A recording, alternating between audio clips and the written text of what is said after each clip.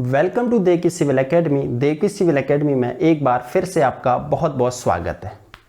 अपने Sunday special class में आज जो हम यहाँ पे टॉपिक लेने वाले हैं वो रहेगा हमारा, जैसा कि आप जानते ही हैं कि हमारा जो सीबीएसई का पैटर्न है, ठीक है, सीबीएसई का जो हमारा पैटर्न है, ठीक है जी, सीबीएसई का फुल फॉर्म आपको पता होगा, क्या होता है इसका फुल फॉर्म?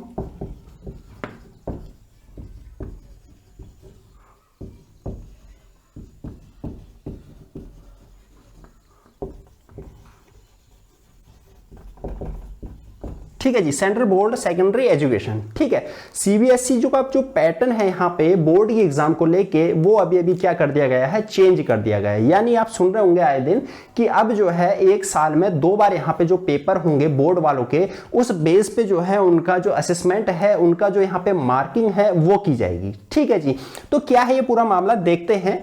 तो इससे पहले मैं आपको बता देता हूं, जैसा कि हमारा पिछले साल क्या हुआ था। देखिए पिछले साल क्या हुआ था कि हमारा जो बोर्ड का एग्जाम था वो क्या हो गया था, पैंडेमिक की वजह से क्या हो गया था, कैंसिल हो गया था। ठीक है, आप जान रहे हैं कि कोरोना पैंडेमिक यहाँ पे चल रहा है फिलहाल, अभी भी जो है उसी कंडीशन में हम सिचुएशन में हम क्या कर रहे हैं, सर्वाइव कर रहे हैं। अभी भी पूरी तरह से ये क्या हुआ है, शांत नहीं हुआ है। ठीक है, तो उसी को देखते हुए क्या हुआ था, पिछले साल तो क्या कर दिया गया था, देखिए सीवी बोर्ड के एग्जाम को लेके यहाँ पे पिछले साल यहाँ पे 2 काम किए गए थे। पहला तो ये हो गया था कि जो हमारा सिलेबस रहता है वो क्या कर दिया था भैया, वो कर दिया था हमारा 30% जो है उसको रिड्यूस कर दिया गया था, पहली चीज। ठीक है, 30% क्या कर दिया था, उसे रिड्यूस कर दिया गया था, यानी 30% सिलेबस को क्या कर दिया गया था, हटा दिया गया था। ठीक है जी, कम कर दिया गया था। ये तो हो गया पहला काम। दूसरा काम, इसके बाद भी क्या हुआ, एग्जाम से नहीं करा पाई सीबीएसई। क्यों? क्योंकि कोरोना महामारी का दौर इतना खतरनाक चल रहा था, तो क्या हुआ, जिस वजह से एग्जाम कराना जो है संभव नहीं हो सका। ठीक है, अब भैया जो हमारी नई पॉलिसी लेके आ रही है सीबीएसई, जो हमारी न्यू पॉलिसी लेके आई है, कौन सी पॉलिसी का नाम हमारा क्या, न्यू असेसमेंट पॉलिसी।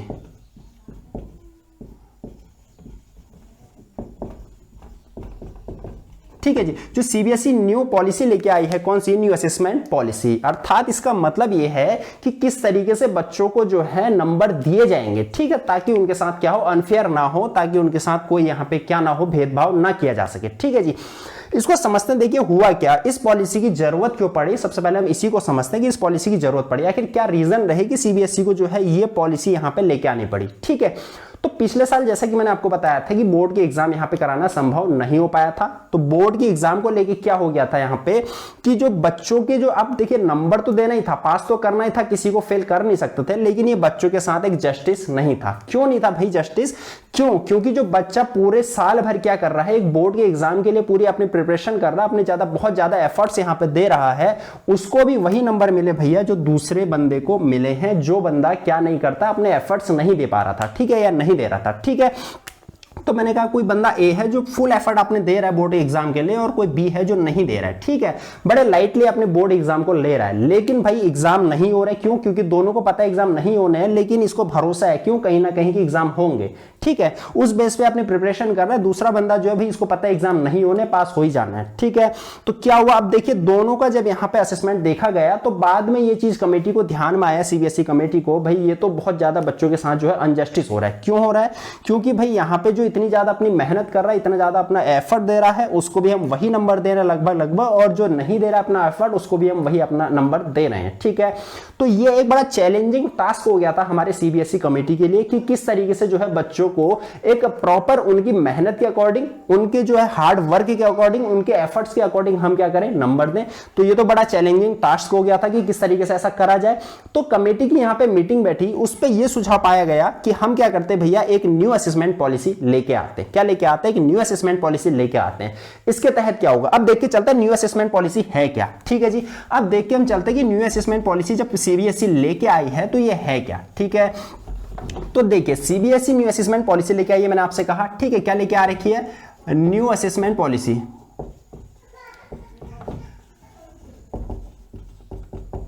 ठीक है, न्यू असेसमेंट पॉलिसी लेके आ रखी है। ठीक है, इसके तहत सीबीएसई ने क्या कहा, इसके तहत सीबीएसई ने कहा कि हम भाई क्या करेंगे, हम साल में 2 बार क्या करेंगे, बोर्ड एग्जाम कराएंगे। ठीक है जी, क्या कहा, हम क्या करेंगे, साल में 2 बार बोर्ड वालों के एग्जाम कराएंगे। ठीक है, अब कैसे कराएंगे, देखिए 2 बार कराएंगे। इन्होंने कहा जो हम पहला जो कराएंगे, हम वो कराएंगे किस पे, जिसे हम बोलेंगे टर्म 1। ठीक है, टर्म 1 बोलेंगे या फिर एग्जाम 1 बोलेंगे, और जो हम दूसरा एग्जाम जो हम कराएंगे उसे हम बोल देंगे क्या, टर्म 2। ठीक है। इन्होंने क्या कहा, इन्होंने हम कहा कि हम 2 बार एग्जाम कराएंगे, पहले वाले जो हम बोलेंगे उसे हम टर्म 1 बोल देंगे और जो दूसरा वाला जो हम एग्जाम कराएंगे वो टर्म 2 बोल देंगे, ठीक है। अब देखिए बात करते जो टर्म 1 है, ठीक है, टर्म 1 की बात करता है। इसमें इन्होंने क्या कहा था, इसमें इन्होंने कहा था ये जो टर्म 1 एग्जाम होगा भैया ये होगा हमारा कब, नवंबर से दिसंबर के बीच में, ठीक है। कब कहा इन्होंने कहा, नवंबर से दिसंबर के बीच में हम इस एग्जाम को कराएंगे, ठीक है। नवंबर से दिसंबर यानी 2021 की बात चल रही है यहां पे, ठीक है। अभी जो नवंबर दिसंबर आएगा इस जो एग्जाम है टर्म 1 का, इसमें ये एग्जाम कराने की बात चल रही है, ठीक है। हम क्या करेंगे, नवंबर दिसंबर में ये एग्जाम कराएंगे।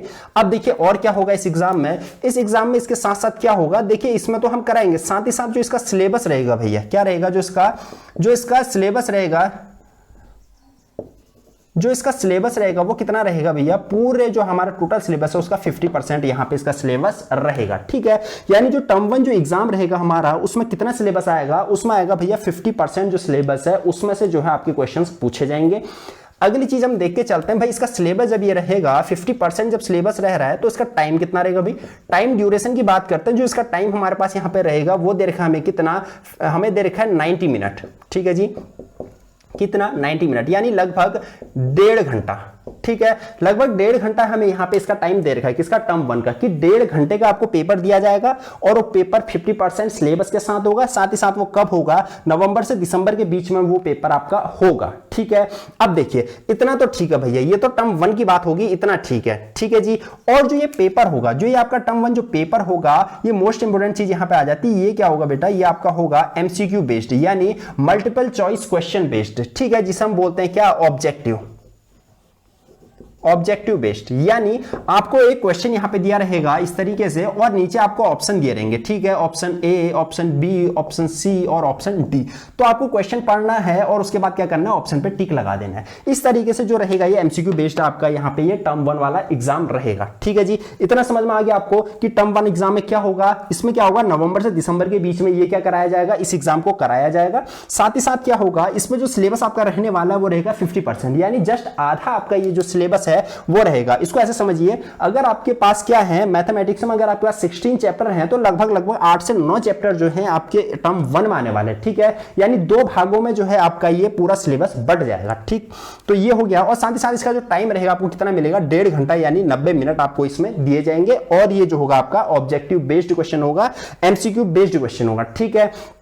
ये तो हो गया भैया टर्म फर्स्ट। अब हम बात करते हैं कि टर्म सेकंड में क्या होगा फिर, ठीक है जी। टर्म सेकंड की हम बात करें तो टर्म सेकंड में क्या होगा, ये जो आपका एग्जाम होगा भैया, ये हमसे कह रखा था इन्होंने, जो इसका एग्जाम होगा वो होगा कब, मार्च से अप्रैल के बीच में, ठीक है जी, मार्च से अप्रैल के बीच में, ठीक है जी। जो ये एग्जाम होगा कब होगा, ये मार्च से अप्रैल के बीच में ये एग्जाम होगा, ठीक है जी। कब होगा, मार्च से अप्रैल के बीच में ये एग्जाम होगा। जो टर्म 2 है, मार्च से अप्रैल के बीच में बात चल रही है, यानी 2022 की बात चल रही है, अगले साल, ठीक है, 2022 की बात चल रही है। देखिए पूरी तैयारी इसलिए चल रही है, क्यों, क्योंकि मैंने आपको बताया इनके जो सामने था, इनके टास्क क्या था, सबसे बड़ा चैलेंजिंग टास्क यही था कि किस तरीके से जो है बच्चों के साथ क्या किया जाए, एक फेयर डिसीजन किया जाए, ठीक है, एक फेयर उनको जो है मार्क्स दिया जाए अकॉर्डिंग टू देयर जो है एफर्ट्स, ठीक है। तो ये हो गया, ठीक है। टर्म 2 में हमने देखा कि मार्च से अप्रैल के बीच में क्या होने वाला है, यहां पे 2022 में एग्जाम होगा, ठीक है। अब हम बात करते हैं भाई इसका जो सिलेबस रहेगा।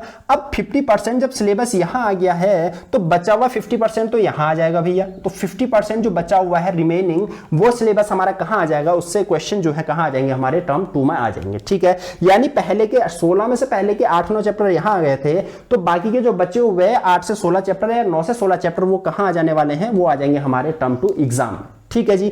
इतना समझ में आ गया, ठीक है। अब देखिए, अब इसके टाइम की बात करें तो इसका टाइम हमें दे रखा भैया कितना, इसका हमें टाइम दे रखा है यहां पे 2 घंटा यानी 120 मिनट, ठीक है जी। 120 मिनट का टाइम दे रखा है। अब आप सोच रहे होंगे कि सिलेबस दोनों जगह सेम ही है, 50% यहां भी है, 50% यहां भी है, और टाइम लेकिन यहां पे जो है दे रखा 90 मिनट दे रखा था, यानी 1.5 घंटा दे रखा था, और यहां पे हमें 2 घंटा यानी 120 मिनट क्यों दे दिया है। तो इसका रीजन ये है, यहां पे क्या हो जाता है, क्वेश्चन का नेचर बदल जाता है, एग्जाम का नेचर बदल जाता है। कैसे नेचर बदल जाता है, यहां पे क्या था, एमसीक्यू बेस्ड क्वेश्चन था, लेकिन यहां पे आपका जो पेपर आ जाता है वो आ जाता है डिस्क्रिप्टिव बेस्ड, ठीक है।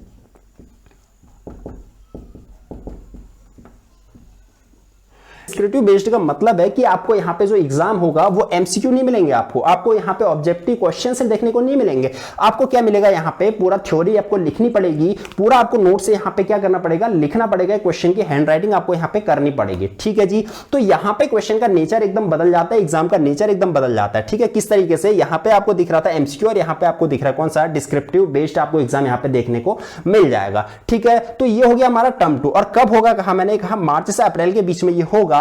ठीक है, ये कब होगा, 2022 में होगा। ठीक है, और इसमें क्या होगा, 50% जो आपका बचा हुआ सिलेबस है वो इसमें आपका एग्जाम उसी से आएगा, आपके क्वेश्चन, और साथ ही साथ जो आपका टाइम इसमें रहेगा वो रहेगा 2 घंटा यानी 120 मिनट। और ये कौन सा पेपर होगा, डिस्क्रिप्टिव बेस्ड ये क्वेश्चन आपके यहाँ पे देखने को मिल जाएंगे। ठीक है जी, इतना समझ में आ गया। ठीक है, थोड़ा सा आगे देख के चलते हैं कि अब होगा क्या। जब देखिए ये चल क्यों रहा है, ये चल इसलिए रहा है क्योंकि बच्चों के साथ, बार बार मैं आपको बता रहा हूं, बच्चों के साथ क्या हो, एक फेयर डिसीजन हो सके। ठीक है, उनके मार्क्स को लेके। ठीक, अब देखिए ये इसलिए हमारे पास जो न्यू असेसमेंट पॉलिसी आई थी, मैंने आपको बताया क्यों आई ये पॉलिसी हमारे पास आ रखी है। क्यों, क्योंकि हमारे देश में पैंडेमिक चल रहा है कोरोना का और एग्जाम कराना संभव नहीं हो पा रहा था। क्यों, क्योंकि जब हमारे पास एक ही एग्जाम था, पिछले साल तक हमारे पास एक ही एग्जाम हो रहा था, और हुआ क्या कि वो जो एग्जाम होता है हमारा मार्च से अप्रैल के बीच में या अप्रैल से मई के बीच में, तो उसी समय क्या हो जा रहा था, कोरोना का जो प्रकोप था, पैंडेमिक का जो यहाँ पे रेशियो था वो बहुत ज्यादा इंक्रीज हो जा रहा था, बहुत ज्यादा बढ़ जा रहा था। ठीक है, तो हमारे पास कोरोना के बहुत ज्यादा यहाँ पे मामले आने लग जा रहे थे, तो जिस वजह से क्या है वो एग्जाम नहीं हो पा रहा था। अब भैया एग्जाम एक ही होता है,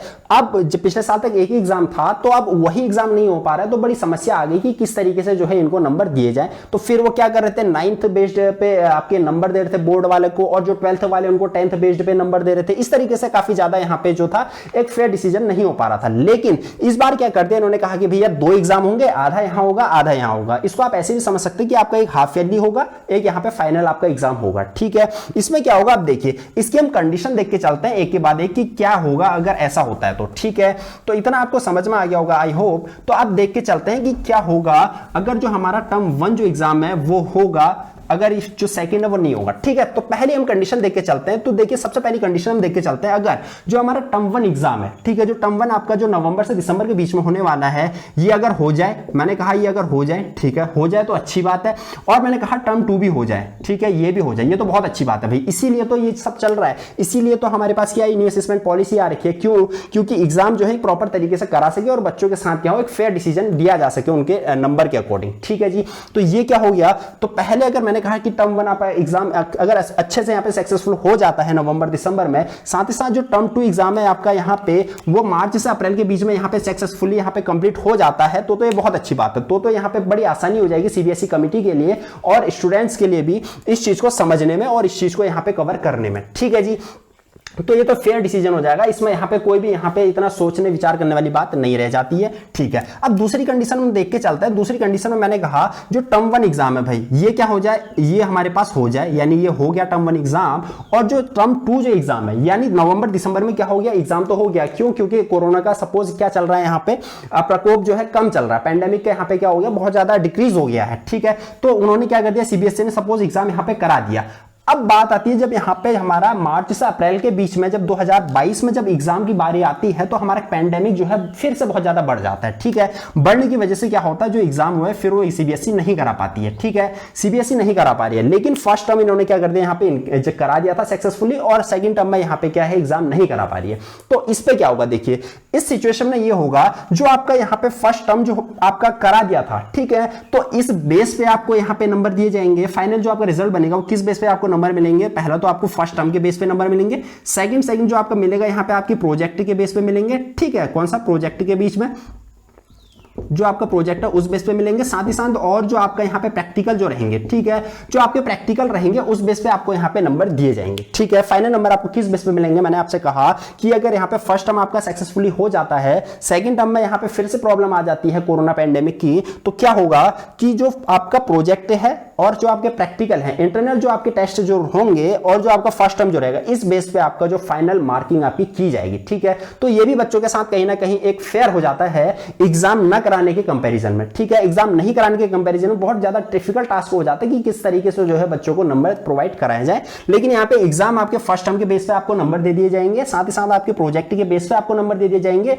जो प्रोजेक्ट अगर ऑनलाइन चलेगा, अगर ऑफलाइन चलता है क्लासेस में चलता है तो अच्छी बात है, अगर वरना क्या होगा, ये ऑनलाइन आपका प्रोजेक्ट ये चलेगा और वैसे ही जो आपके यहाँ पे प्रैक्टिकल है ये भी किस तरीके से ऑनलाइन माध्यम से यहाँ पे चलाए जाएंगे। ठीक है जी, इतना समझ में आ गया। तो ये तो दो कंडीशन होगी भाई कि क्या देखा हमने कि अगर यहाँ पे फर्स्ट टर्म हो जाता है सेकंड टर्म नहीं होता है। तो अब हम तीसरी सिचुएशन देख लेते हैं कि अगर क्या हो जाए यहाँ पे जो है भाई ये एग्जाम फर्स्ट टर्म ना हो। ठीक है, मैंने कहा फर्स्ट टर्म ना हो, अगर फर्स्ट टर्म नहीं होगा, देखिए कोरोना पैंडेमिक अगर ज्यादा बढ़ गया है, कोरोना पैंडेमिक अगर ज्यादा बढ़ गया तो क्या होगा, कोरोना पैंडेमिक अगर ज्यादा बढ़ गया तो फिर क्या होगा, ऑनलाइन जो आपका जो एग्जाम है जो फर्स्ट टर्म आपका क्लासेस में तो चल नहीं पाएगा। क्यों? क्योंकि स्कूल खुल नहीं पाएंगे, स्कूल नहीं खुल पाएंगे तो ऑब्वियस सी बात है जो आपके एग्जाम होंगे फिर किस बेस पे होंगे, ऑनलाइन बेस पे होंगे। ठीक है जी, कैसे होंगे, या फिर आपके ऑनलाइन ही एग्जाम होंगे घर बैठे बैठे। ठीक है, अब देखिए जब एग्जाम नहीं होंगे या फिर ऑनलाइन होंगे, ठीक है, या नहीं होंगे या फिर क्या होंगे, ऑनलाइन ही होंगे, और साथ ही साथ जो आपका यहां वाला है, ठीक है, जो आपका यहां वाला है और ये क्या होते हैं, ये आपके हो जाते हैं। ठीक है, ये आपकी क्या है, एग्जाम क्लासेस में हो जाते हैं, यानी कोरोना पैंडेमिक यहां पे क्या हो जाता है, कम हो जाता है, और यहां पे जो आपका टर्म 2 वाले एग्जाम है ये क्या हो जाते हैं, सक्सेसफुली आपके जो है करा लिए जाते हैं, कंप्लीट करा लिए जाते हैं ऑफलाइन माध्यम से यानी क्लासेस में। ठीक है जी, अब देखिए जब यहां पे आपके नहीं हुए थे, ऑनलाइन में आपके नहीं हुए थे और यहां पे आपके हुए थे, मैंने आपसे कहा था 50% यहां का वेटेज है, 50% यहां का वेटेज है। तो ऑब्वियसली जब ऑनलाइन हो रहा है एग्जाम, घर बैठे बैठे आप एग्जाम दे रहे हैं, तो ऑब्वियसली इसका जो वेटेज है वो क्या हो जाएगा, इसका जो वेटेज है वो क्या हो जाएगा, जो इसका वेटेज है वो क्या हो जाएगा भैया, डिक्रीज हो जाएगा। इसका जो वेटेज है ऑनलाइन का डिक्रीज हो जाएगा फर्स्ट टर्म का, और जो यहां का जो वेटेज है वो क्या हो जाएगा, इंक्रीज हो जाएगा। यानी कहने का मतलब है यहां पे आपको क्या है, कम नंबर से फिर मार्किंग होगी, और यहां पे क्या होगा, जो आपका ऑफलाइन जो आपके एग्जाम हुए थे, जो आपके क्लासेस में जो एग्जाम हो रखे थे उसकी क्या होगी, फिर ज्यादा नंबर का यहां पे वेटेज इसका हो जाने वाला है। ठीक है जी, अब देखिए इतना हो गया। अब चौथी कंडीशन हम देख के चलते हैं क्या होगा अगर, ठीक है जी, चौथी कंडीशन हम देख के चलते हैं क्या होगा अगर कि यहां पे भी एग्जाम कराना संभव नहीं हो पाया, यहां पे भी एग्जाम कराना संभव नहीं हो पाया नवंबर दिसंबर फर्स्ट टर्म का, और जो हमारा दूसरा है हमारा अप्रैल से मार्च से अप्रैल के बीच में सेकंड टर्म का, वो भी एग्जाम कराना संभव नहीं हो पाया। ठीक है जी, देखिए फिर से वही प्रॉब्लम आ गई जिस प्रॉब्लम के लिए हमें क्या लाए गए थे, ये न्यू असेसमेंट पॉलिसी लेके आए थे। ठीक है, यही तो पिछले साल भी हुआ मेरे पास, क्या हुआ कि हमारे पास कोई एग्जाम ही नहीं हुआ भैया। अब क्या हुआ, फिर ये प्रॉब्लम आई कि कैसे एक फेयर डिसीजन लिया जाए, फेयर यहां पे क्या लिया जाए, एक बच्चों के साथ फेयर डिसीजन उनको दिया जाए, तो फिर से यही प्रॉब्लम आ जाएगी। तो भगवान ना करे कि इस तरीके से कुछ ऐसा हो कि हमारा जो है यहाँ पे फर्स्ट टर्म भी ना हो और सेकंड टर्म भी ना हो, फिर से ये क्या हो जाएगी, बहुत बड़ी प्रॉब्लम हो जाएगी, फिर से वही समस्या आ जाएगी कि बच्चों के साथ एक फेयर डिसीजन नहीं लिया जा सकेगा। ठीक है जी, तो अब देखिए, तो यहां पे भी नहीं होगा तो यहां पे भी नहीं होगा, फिर क्या होगा, फिर आपके फिर किस बेस पे आपको नंबर मिलेंगे, फिर आपको वही जो आपका ऑनलाइन बेस पे है, जो आपके टेस्ट होंगे ऑनलाइन बेस पे, आपके प्रोजेक्ट के बेस पे, ठीक है, और आपके प्रैक्टिकल के बेस पे।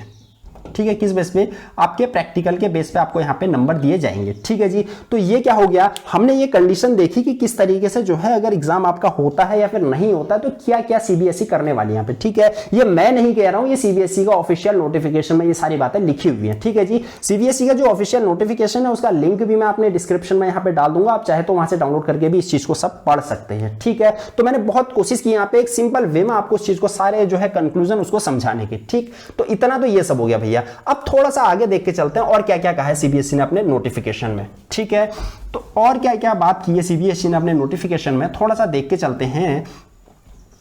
ठीक है जी,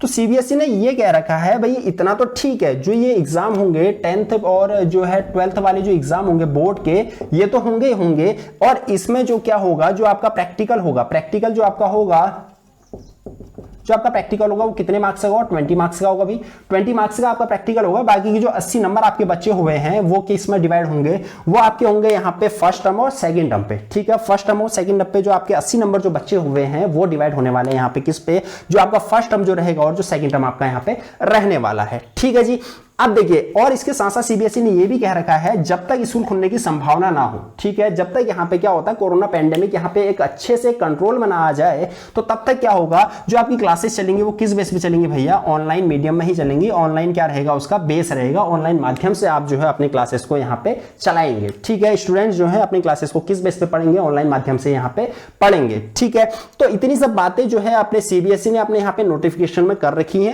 किस जो इनके पॉलिसी आ रखी है, न्यू असेसमेंट पॉलिसी। ठीक है जी, इतना आपको समझ में आ गया। ठीक है, इसके साथ साथ एक और यहाँ पे बहुत बढ़िया बात सीबीएसई ने कह रखी है, वो क्या कही है, देखिए कि जब एग्जाम हो जाएंगे, फाइनल जब एग्जाम हो जाएगा, जब आपके फाइनल एग्जाम हो जाएंगे पूरी तरह से, जो आपके फाइनल एग्जाम हो जाएंगे, ठीक है, बोर्ड के जब फाइनल एग्जाम हो जाएंगे तो क्या होगा, सीबीएसई ने यह भी कह रखा है सभी स्कूल्स को, ठीक है, जितने भी स्कूल से हैं उनको सीबीएसई ने क्या कह रखा है, भैया आप क्या करेंगे, रिकॉर्ड बनाएंगे हर एक स्टूडेंट का और हर एक सब्जेक्ट के हर एक नंबर का, और फाइनली आप क्या कर देंगे उनको सीबीएसई की, ठीक है, सीबीएसई है इसकी वेबसाइट में आप क्या कर देंगे, इन सबको अपलोड कर देंगे, ताकि क्या हो सके कि बच्चों के साथ एक फेयर डिसीजन हो और आप भी क्या कर सके, अपने मार्क्स को आप क्या कर सके वहां पे देख सके उनकी वेबसाइट पे, ठीक है। तो ये भी सीबीएसई ने क्या कह रखा है, आप ऐसा भी आपको करना है, हर एक स्कूल से हर एक स्टेट से ये यहां पे इंस्ट्रक्शंस दिए हुए हैं, ठीक है। अब फिलहाल ये देखने की पॉलिसी यहां पे कितनी कारगर होती है, किस तरह से जो पॉलिसी है इसको यहां पे मैनेज किया जाता है, ठीक है, किस तरीके से हैंडल किया जाता है, ठीक है। तो ये थी हमारे पास क्या, न्यू असेसमेंट पॉलिसी जो सीबीएसई ने बोर्ड एग्जाम्स के लिए यहां पे क्या कर रखी थी, लागू की हुई थी, ठीक है। तो इतना सब हमने आज की वीडियो में ये देखा। तो इस जो पूरी जो हमारे पास नोटिफिकेशन है सीबीएसई का, ये मैं अपने डिस्क्रिप्शन में डाल दूंगा, आप चाहे तो वहां से इसको डाउनलोड करके पढ़ सकते हैं, ठीक है। तो ये वीडियो अगर आपको पसंद आया हो तो इस वीडियो को लाइक कीजिएगा, शेयर कीजिएगा। अगर अभी तक आपने चैनल को हमारे सब्सक्राइब नहीं किया तो चैनल को जरूर सब्सक्राइब कीजिएगा। मिलते हैं आपसे अगली वीडियो में, तब तक के लिए थैंक यू।